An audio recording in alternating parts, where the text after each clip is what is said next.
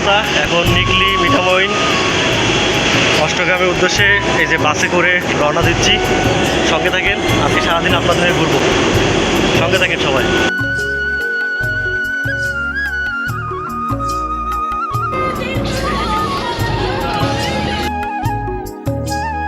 আমরা ফ্যাক্টরি থেকে সকাল 6টা 5 মিনিটে কিশোরগঞ্জ জেলার করিমগঞ্জ উপজেলার বালিকোলা ভোটঘাটের উদ্দেশ্যে রওনা হয়েছি।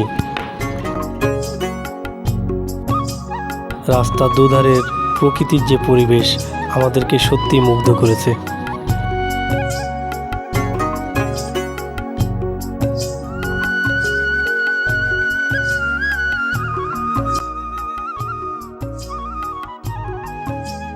সকাল 9টা 20 মিনিটে আমরা বালিকোলা বোটঘাটে পৌঁছে গেলাম। এখানে শত শত হাউস বোট আছে। এখানে আমাদের স্যাররা হাউস বোট ভাড়া করতেছে।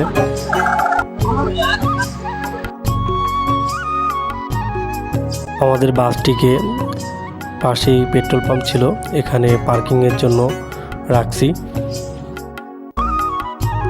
অবশেষে আমরা একটি হাউস বোট সারাদিনের জন্য ভাড়া নিলাম। আমরা প্রথমে নিকলি যাব, নিকলি থেকে মিঠামইন, ওখান থেকে অটো করে আমরা অষ্টগ্রামে যাব।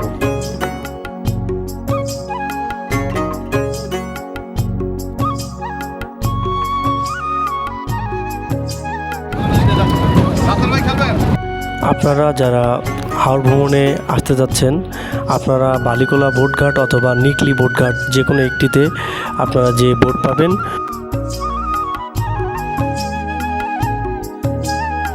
অবশেষে আমরা নিকলি, যেখানে গোসল করে সবাই, সেখানে চলে আসলাম।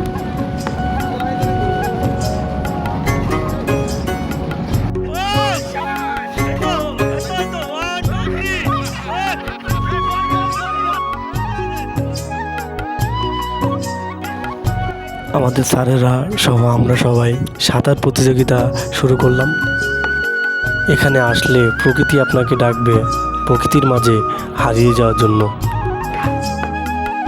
কিছু সময়ের জন্য আমি নিজেও এই প্রকৃতির মাঝে হারিয়ে গেলাম। আমরা এখন মিঠামইন বোটঘাটে চলে আসলাম, দুপুরে খাবার খাবো। হোটেলে আমরা ঢুকলাম। এখানে ছোট বড় অনেক খাবার হোটেল আছে।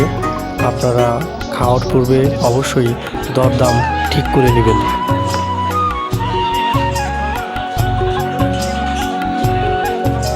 খাবার শেষ করে আমরা চলে আসলাম সাবেক মহামান্য রাষ্ট্রপতি আব্দুল হামিদ খানের চিঠি বিজড়িত বাসভবনে, যেটি মিঠামইনে অবস্থিত।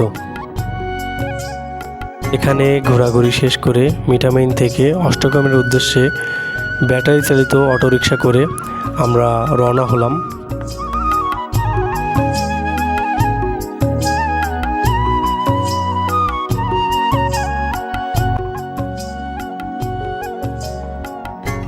হাওরের মাঝে গড়ে ওঠা উঁচু রাস্তা আর এই জলরাশি আপনাকে সত্যিই মুগ্ধ করবে।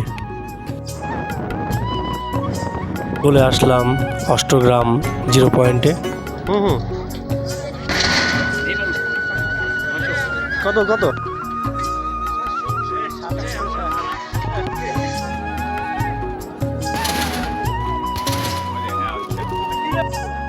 আমরা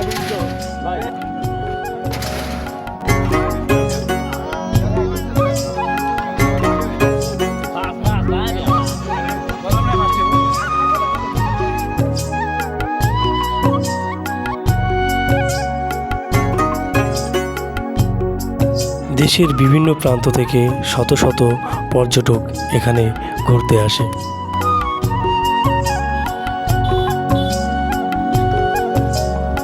হাওরের মাঝে ভেসে থাকা দ্বীপের মতোই বাড়িগুলা আপনাদের সকলকেই মুগ্ধ করবে।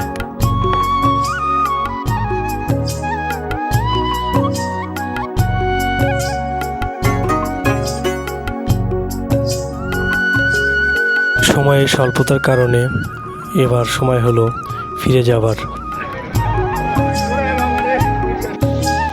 ফেরার পথে কিশোরগঞ্জের ঐতিহাসিক শোলাকিয়া ঈদগাহ ময়দানে ঘুরে আসলাম।